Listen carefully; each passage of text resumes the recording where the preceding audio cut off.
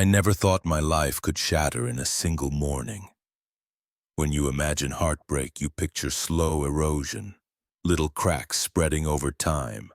But for me, it was an explosion, sudden, violent, and irreversible. Marie and I had been together since we were teenagers. We were high school sweethearts, the cliché couple everyone assumed would make it.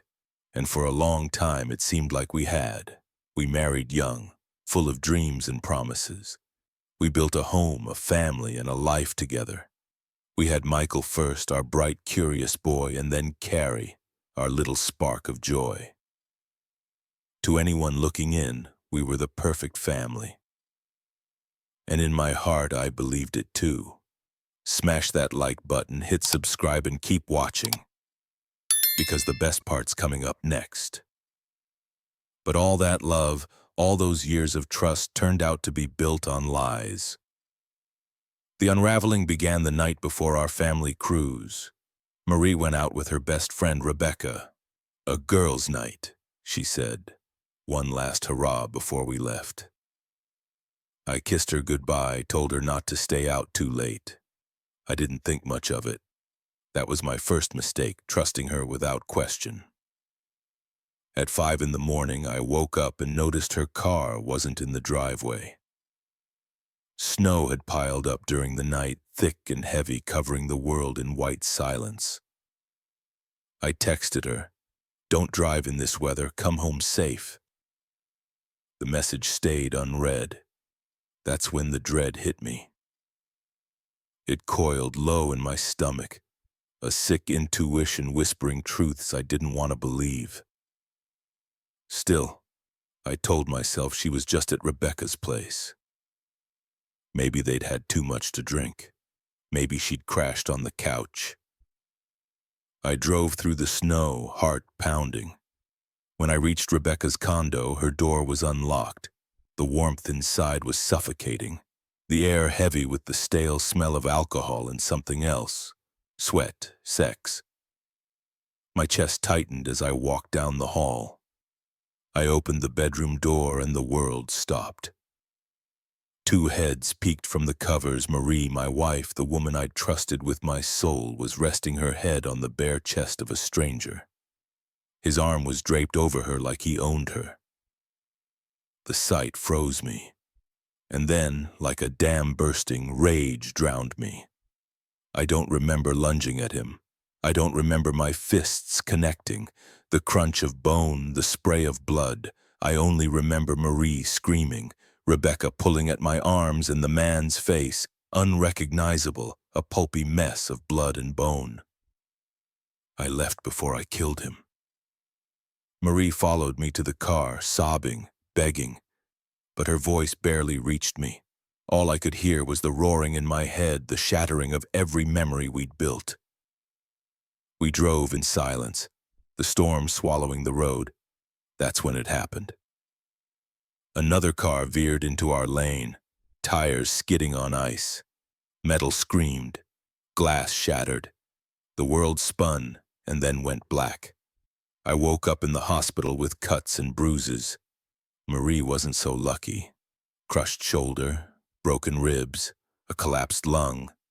She lay sedated in a bed 3 feet from mine, and all I could do was stare at her face, the same face I'd loved for half my life, now belonging to a stranger. In the days that followed, the truth came out like poison leaking from a wound. Marie had been cheating for years, not once, not twice, dozens of times, strangers from bars, men she met in motels, excuses dressed up as girls' nights with Rebecca. She claimed it started after Michael was born. Postpartum depression, she called it. But depression doesn't drive you to betray your family for 6 years. That was a choice. Repeated. Deliberate. And then came the final blow. My lawyer, Nadia, advised routine DNA testing during the custody process. I didn't think much of it, just legal procedure. When the email arrived, I opened it without hesitation. Michael, 99.9% probability of paternity. Relief washed over me. Carrie, 0%. The words blurred as I stared, my vision tunneling. My knees buckled and I collapsed on my office floor, sobbing. Carrie, my little girl, my princess, the one who clung to me when she had nightmares, whose laughter was the brightest sound in my life, wasn't mine. When I confronted Marie, she couldn't even tell me who the father was. One of dozens, she admitted through tears in Nadia's office. I just wanted to feel young again, she sobbed. I wanted to feel validated. Validated. She had destroyed us. For validation. I told her parents first. They wept. They told her to leave, to never come back.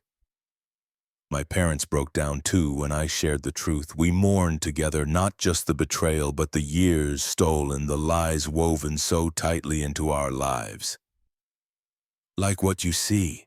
Click like, hit subscribe, and stay tuned. Let's keep going. Marie tried to twist the kids against me. She told them I didn't love her anymore, that I wanted to take them away. But I refused to let her poison reach them.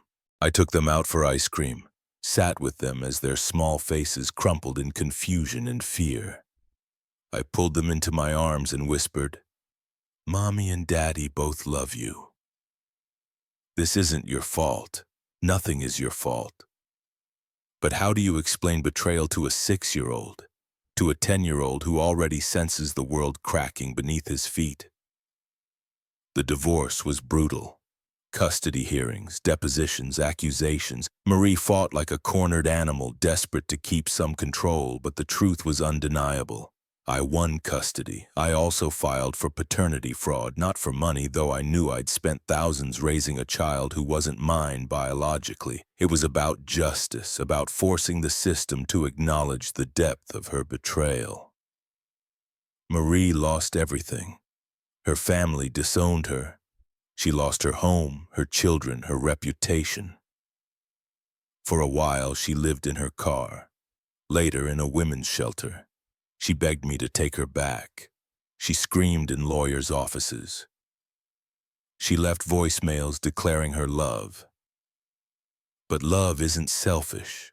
Love isn't betrayal repeated 100 times. Love doesn't leave scars that never fully heal. And then, there was Carrie. When the DNA results came back, I thought I might lose her. But the moment she crawled into my lap, wrapped her small arms around my neck and whispered, I love you, Daddy, I knew. Biology didn't matter. She was mine because I chose her, because I would never abandon her. So I filed to adopt her, legally, irrevocably, to make her my daughter in every way that counted.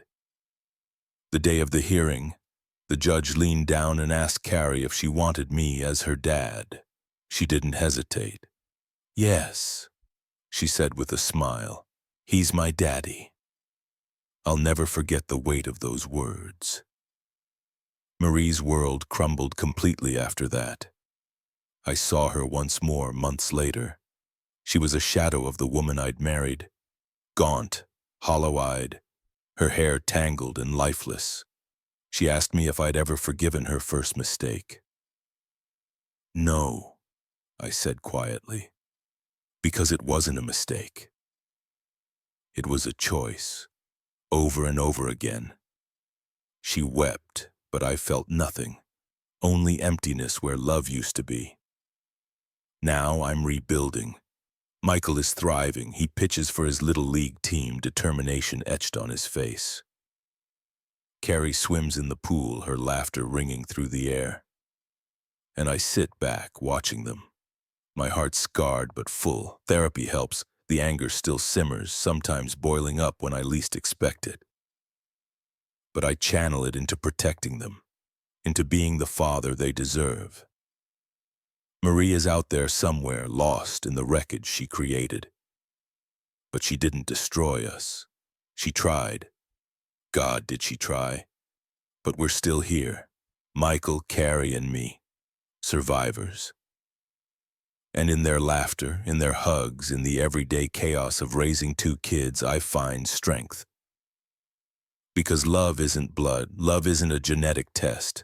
Love is the choice you make every single day, to stay, to fight, to heal, and I choose them every time. You know, this story hits hard. It's brutal, heartbreaking, and unfortunately more real than most people would like to believe. What struck me the most wasn't just the betrayal, but the resilience. The father didn't let pain deafen him. He didn't let anger consume him, even though it easily could have. Instead, he chose love, conscious, active love, and built a future from the ashes. It's a powerful reminder that family isn't just DNA. It's loyalty, presence, and sacrifice. And sometimes the people we choose are even more important than the ones we're tied to by blood. If this story moved you, hit that like button and subscribe for more powerful narratives like this one. Got thoughts or personal experiences? Drop them in the comments. Let's talk about it. And hey, if someone you know needs to hear this, share it. You never know who it might help.